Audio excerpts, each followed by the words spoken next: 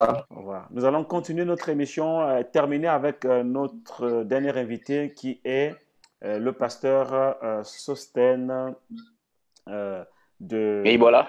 voilà, Ebola, qui est entre les États-Unis et le Canada, mais je sais qu'en ce moment, il intervient depuis le Canada, qui va nous entretenir pour clôturer cette émission sur une thématique très importante. Vous savez très bien qu'on a fait 21 jours de jeûne de prière en faveur du Gabon, et c'est l'un des orateurs que j'aurais bien voulu faire intervenir dans le cadre de ce programme, mais le contexte ne s'y prêtait pas. Aujourd'hui, il va pouvoir nous édifier sur la thématique qui concerne l'alliance entre le Gabon et Israël. Il faut avouer que l'idée est partie de cette prophétie que j'ai communiquée il y a quelques semaines sur l'une de mes pages Facebook, Exactement. où je recevais clairement qu'il était important dans les remèdes que Dieu préconise pour la guérison de la nation gabonaise, que le futur président de la République, parce que je reste convaincu que le Gabon aura un futur président incessamment sous peu, avant la fin de cette année.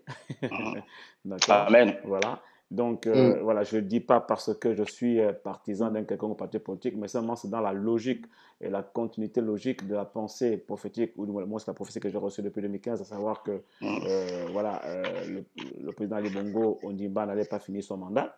Donc, et les événements sont en train de nous montrer effectivement qu'il est frappé d'incapacité et qu'il ne peut pas continuer à gouverner le pays. Donc, dans cette même logique, j'ai clairement reçu que avant la fin de l'année 2019, le Gabon aura un nouveau président. Voilà, ça n'a rien à voir avec un message politique ou quoi que ce soit, c'est juste un message prophétique.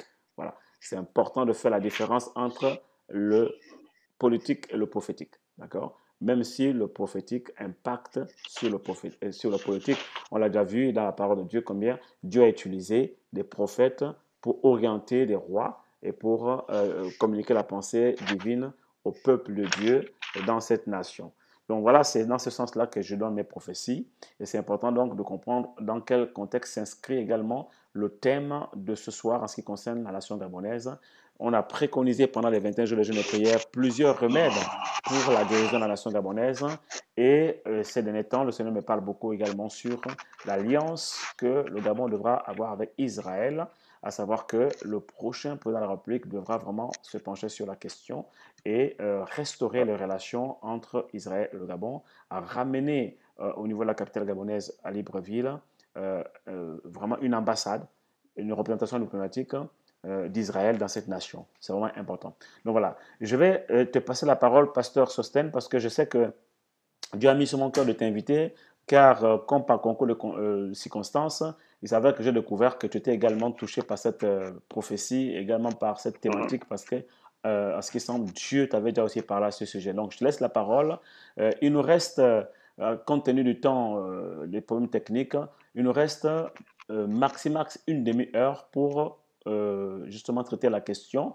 Mais je sais que le sujet est tellement vaste, je ne serai pas je ne serais pas effectivement, je vais dire, je ne serais pas retenu euh, par une quelconque idée de pouvoir te réinviter sur le même plateau de la voie prophétique pour, pourquoi pas, continuer cette thématique. Mais déjà ce soir, on va la commencer, hein, l'alliance entre Israël et le Gabon. Qu'est-ce que Dieu t'a dit à ce sujet, pasteur Sosten Ibola? Alors, je voudrais tout premièrement vous remercier pour cet honneur que vous me faites de m'inviter à votre plateau. Mhm. Alors, c'est avec beaucoup de joie, avec beaucoup vraiment de respect que vraiment que je prends cette émission. Mhm. Et le sujet est tellement vaste, comme vous l'avez dit, mais je ne peux pas commencer à parler on va dire, de cette thématique sans tout d'abord saluer. On a eu des pères, il y a des pères qui sont encore là, qui, n'est-ce pas, avant nous, ont commencé à travailler sur la question d'Israël. Ils sont plusieurs, même les pères de l'Église du Gabon ont commencé à traiter cette question du retour de l'ambassade d'Israël au Gabon. Donc, je voudrais saluer au passage déjà notre serviteur de Dieu, homme de Dieu au niveau du Gabon, Ricky Mévian, qui traite de la question. Nous avons Mhm. aussi un des pères aussi d'Orego avec son épouse, qui ont vraiment longtemps milité dans le cadre du retour de cette ambassade, du retour des liens avec l'État d'Israël. Et alors tout à l'heure, on a aussi des collègues qui ont essayé un peu comme l'appellent nos collègues ivoiriens, et puis je veux parler surtout de ceux qui viennent de la Côte d'Ivoire. Parce que je ne peux pas parler Gabon, je ne peux pas parler d'Israël sans parler de sans parler de la Côte d'Ivoire. Parce que c'est un sujet très, très important, c'est un sujet qui a vraiment qui est souvent resté à la traîne. Et nous allons comprendre les raisons pour lesquelles aujourd'hui nous n'avons plus cette ambassade au niveau du Gabon. Je crois que c'est de ça dont je vais parler. Et je vais parler vraiment des impacts spirituels du fait que nous n'ayons plus cette ambassade au niveau du Gabon, où nous n'avons plus de rapports, on va dire des rapports ouverts diplomatiques avec l'État d'Israël. Donc vous allez comprendre que, et je parlerai en même temps aussi de l'importance de cette alliance. Parce que tout dernièrement, vous avez dit que vous avez fait une publication sur, n'est-ce pas, le Gabon doit faire alliance avec Israël. Donc, le prochain président du Gabon devrait restaurer cette alliance diplomatique, devrait restaurer les rapports voilà, avec Israël. Et ça, c'est vraiment très important. Donc, là, je vais rapidement rentrer dans le vif du sujet. Donc, il est vraiment capital pour le Gabon de reprendre ses liens avec Israël, ces rapports diplomatiques avec Israël. Parce que vous vous souvenez que dans les années 1973, il y a eu une pression des Arabes face à l'État d'Israël et puis les pays africains, parce que dès la guerre de 6 jours, qu'on appelle la guerre de Kippour, quand Israël a eu à remporter la victoire contre les Arabes, et les Occidentaux se sont tournés vers l'Afrique pour en fait mener une politique en fait vers les Africains, mais contre Israël. Donc c'est comme ça que dans les années 1973, il y a beaucoup de pays qui se sont détachés, des pays africains qui se sont détachés même de l'État d'Israël, voilà, dans les rapports diplomatiques, notamment la Côte d'Ivoire, le Zaïre à l'époque, voilà. Donc beaucoup sont partis. Et simplement pourquoi? Parce que les pays arabes proposaient beaucoup d'affaires aux pays africains dans le cadre du développement des pays africains. Donc, ils avaient proposé, par exemple, pour le cas du Gabon, le cas patent, c'est celui du Gabon avec la construction du chemin de fer. Et nous avons aussi vu que le Gabon n'avait pas vraiment le pétrole vraiment à cette époque qu'on puisse rentrer dans les pays de l'OPEP. Donc, toutes ces alliances-là ont permis à ce que le Gabon puisse être membre de l'OPEP. Et finalement, ils sont devenus membres de la Fédération islamique parce qu'ils voulaient créer une banque afro-arabe. Donc, toutes ces choses-là ont amené, n'est-ce pas, le Gabon à rompre ses liens avec Israël. Et depuis lors, ils n'ont plus de très bons rapports. Mais quand je reviens rapidement sur le cas, par exemple, de la Côte d'Ivoire, il est bien vrai que Houphouët-Boigny ils ont eu 2 ruptures. Il y a une d'abord en 1973 et puis il y a une autre en 1980. Mais dans le secret, le président Houphouët-Boigny a continué à entretenir des rapports avec Israël parce qu'il avait compris l'importance. Il avait compris en fait la bénédiction. Il avait compris le passage de Genèse 12 qui dit que je bénirai ceux qui te béniront et je maudirai ceux qui te maudiront.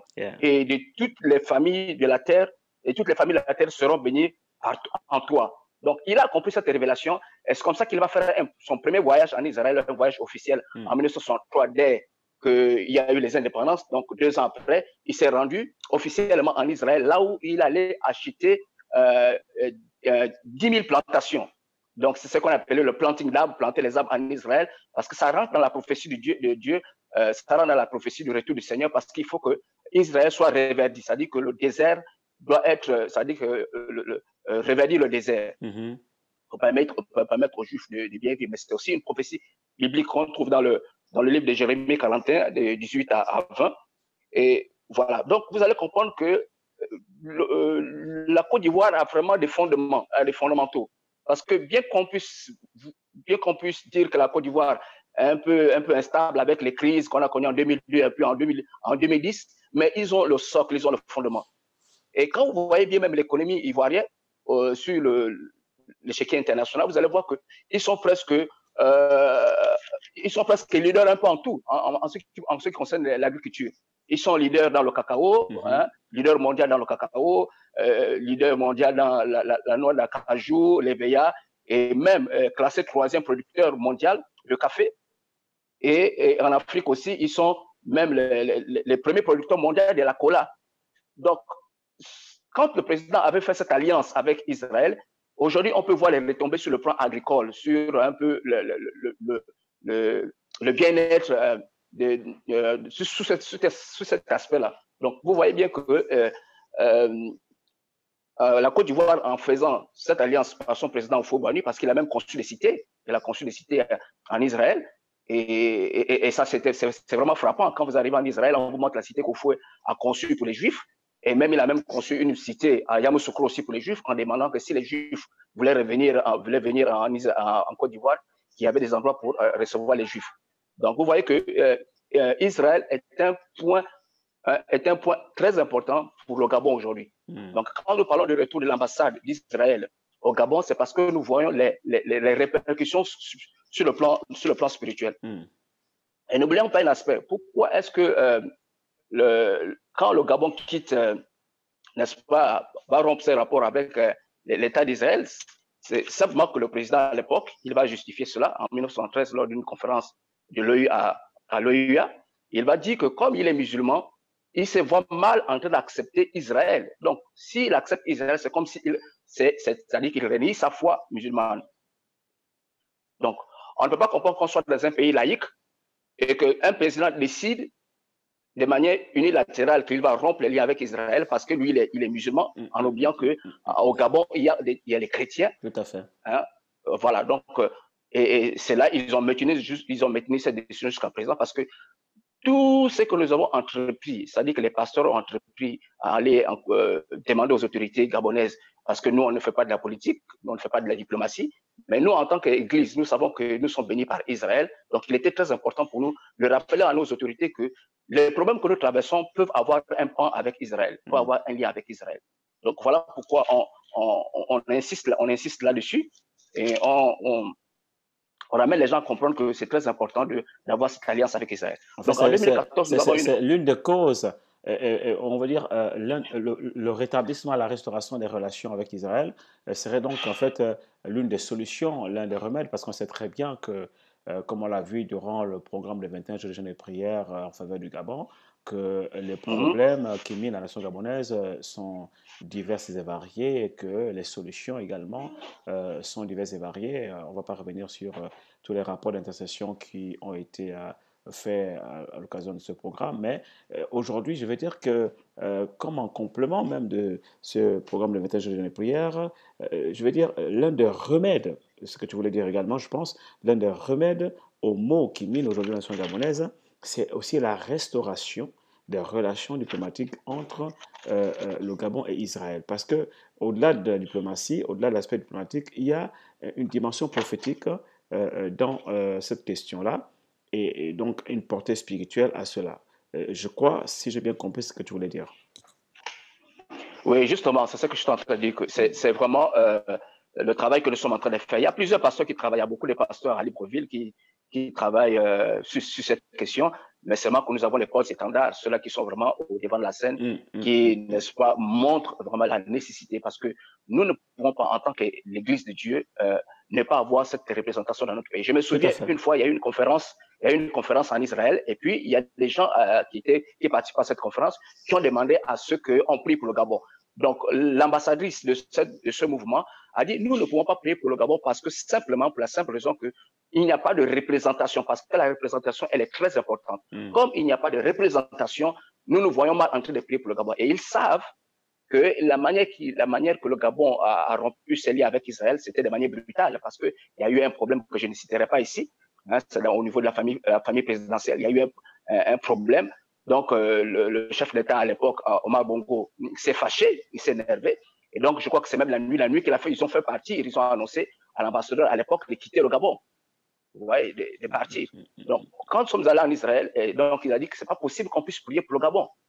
Vous voyez, bon, pour nous les chrétiens, pour nous qui étions dans la salle, on avait compris que c'est quand même une vérité parce que les représentations sont spirituelles. Et la Bible dit que les ambassades aussi sont les spirituelles parce que nous, on fait office d'ambassadeur. On fait office d'ambassadeur de Christ. Effectivement. Donc si aujourd'hui, ça fait déjà plus de 44 ans, je dis bien plus de 44 ans qu'on n'avons plus cette représentation au Gabon. Alors, justement, tu touches un point très important parce que il y en a qui posent la question de savoir, oui, le Gabon va faire alliance avec Israël, mais quel Israël? Est-ce que c'est Israël, l'État d'Israël, avec bien entendu ce qu'on sait au sujet justement de l'État politique d'Israël, ou c'est Israël spirituel? Parce qu'il y en a aujourd'hui qui se posent cette question. Quelle réponse pourrais-tu apporter à ces personnes? Mais j'ai envie simplement de dire à cette question, on me l'a souvent posée. Je suis en train de parler, nous parlons d'Israël physique, nous ne parlons pas d'Israël spirituel. L'Israël spirituel, nous ne la voyons pas encore, elle n'est pas encore venue. Nous parlons d'Israël physique. Parce que la Bible n'a pas honte de dire le Dieu d'Israël. Et c'est Israël que nous l'avons. Nous ne l'avons pas dans le monde spirituel, nous l'avons dans le monde physique. Est-ce que vous comprenez? Donc, l'alliance que nous allons faire, même quand Christ reviendra à Jérusalem. La Bible dit qu'il posera ses pieds sur le mont des Oliviers. C'est à Jérusalem.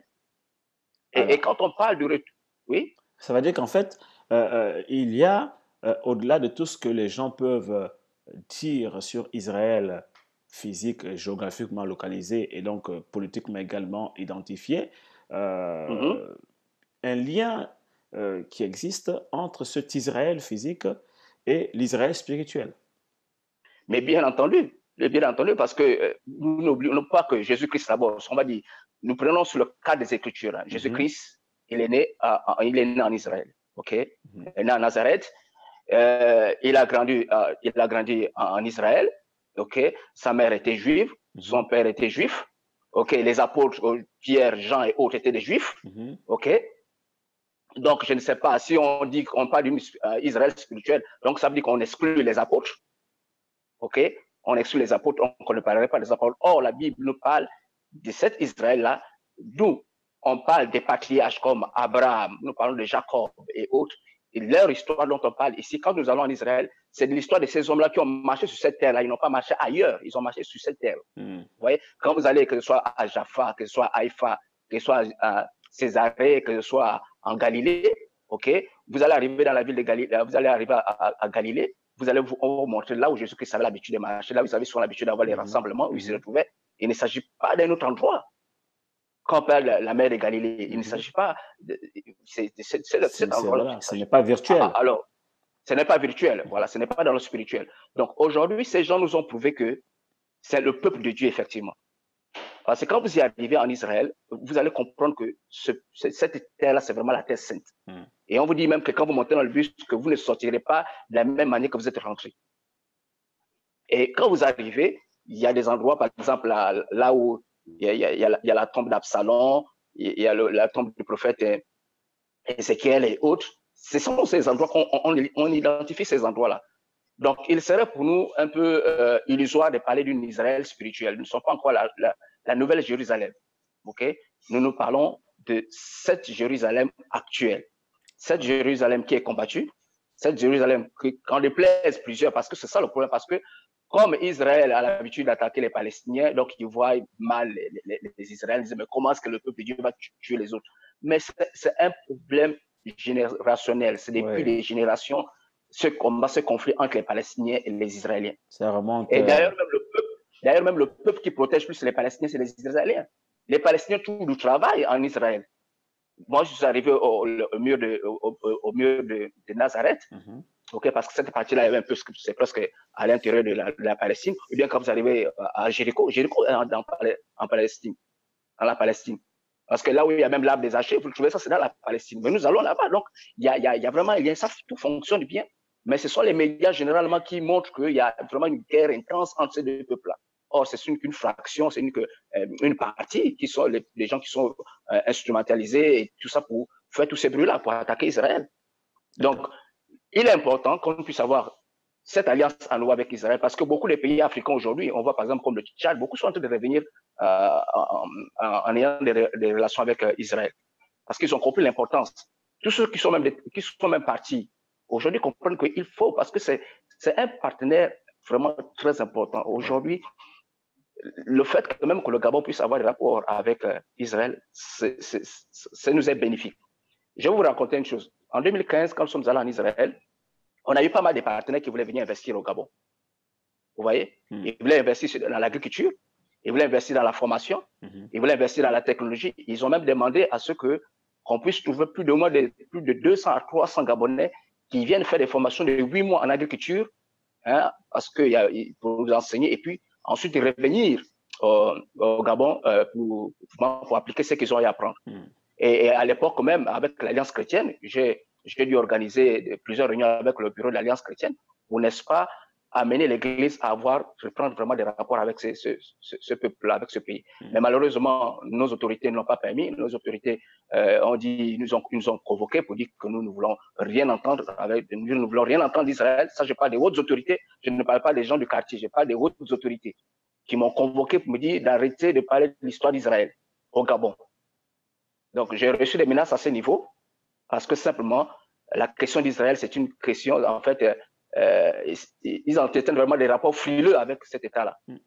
Parce qu'ils disent que non, ils soulèvent les questions que si Israël vient au Gabon, ils risquent d'avoir le terrorisme au Gabon. Et voilà, les gens sont devenus poser les bombes parce que vous savez qu'il y a des pays qui n'aiment pas Israël. Donc, le Gabon, vraiment, ne devait pas entendre parler d'Israël.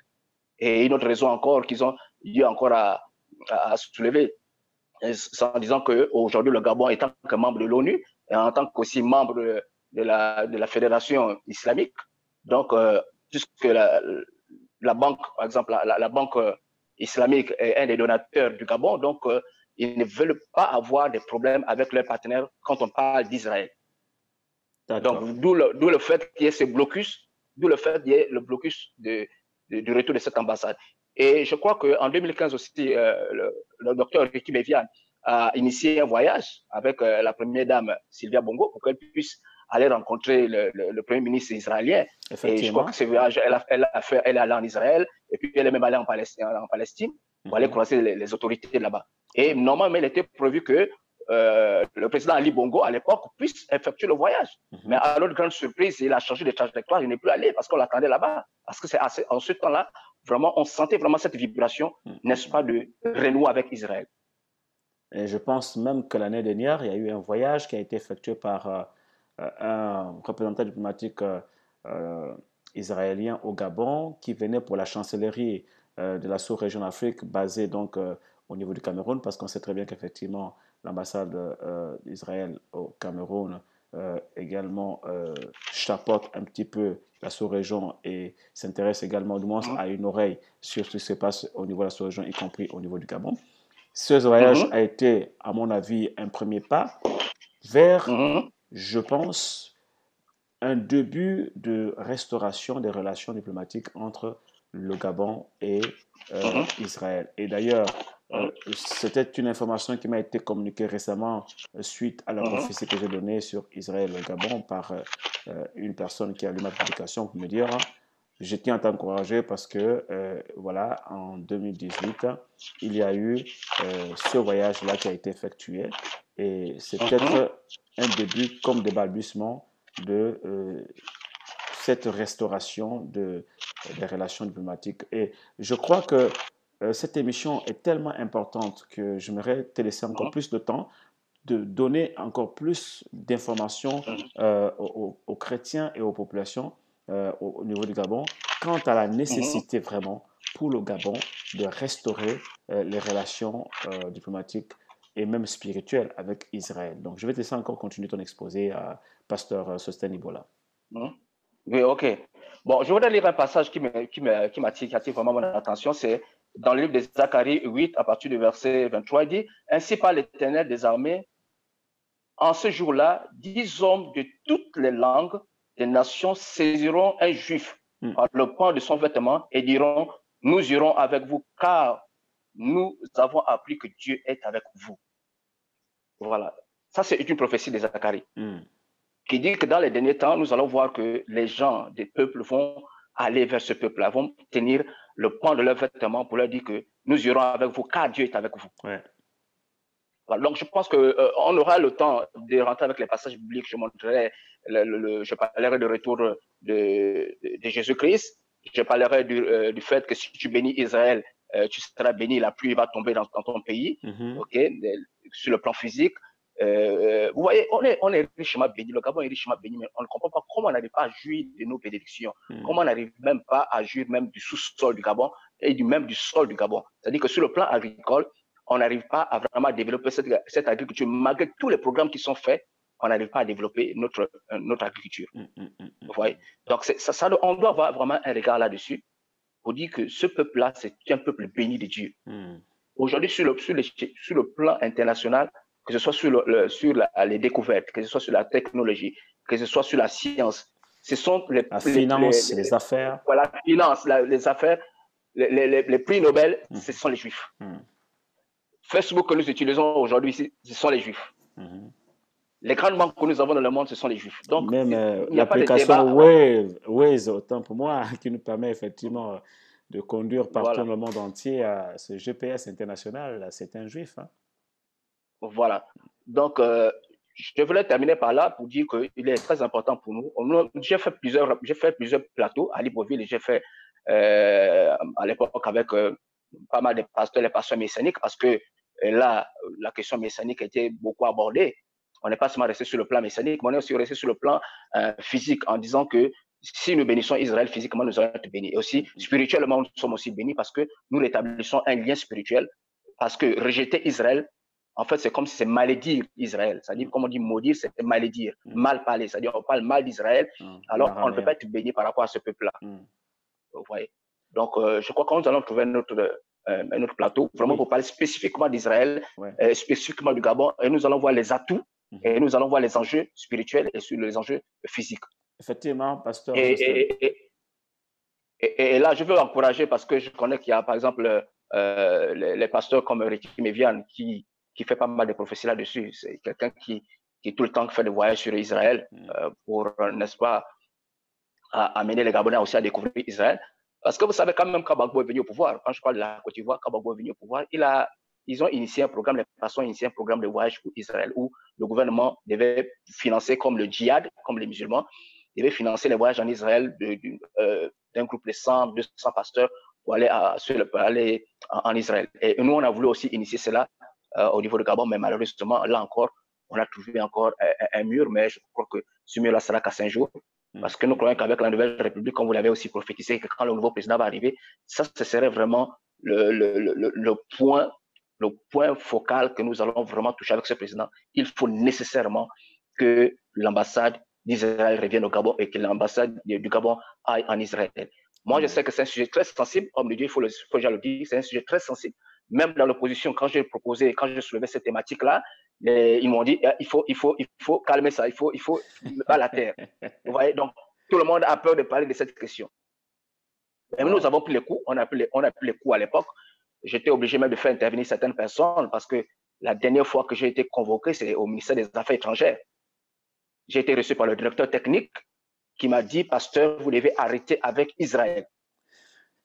Et même, ils ont même assimilé à pas mal de choses que pourquoi est-ce que vous allez en Israël? Ils nous ont posé les questions, vous allez faire quoi? Qui vous a envoyé? Qui vous donne l'argent pour faire ces voyages et tout ça? Et nous avons dit, ce sont seulement les chrétiens qui aiment aller en Israël, qui cotisent leur propre argent. Et puis, nous, on contacte nos partenaires pour faire les charters pour aller en Israël, pour visiter Israël. Voilà, pasteur Sostène Ebola, l'importance effectivement de traiter de ce sujet en tout cas en profondeur, hein, de traiter vraiment de cette problématique en profondeur. Et il faut considérer que cette émission est une émission introductive à la question parce qu'il y aura d'autres émissions au cours desquelles tu seras invité et pourquoi pas d'autres orateurs qu'on va taire le nom ici, hein, qui effectivement sont épris du sujet, autochtones du Gabon, qui pourront effectivement apporter leur contribution au débat qui touche cette question des relations entre le Gabon et Israël. Nous avons franchement été édifiés par cette émission introductive.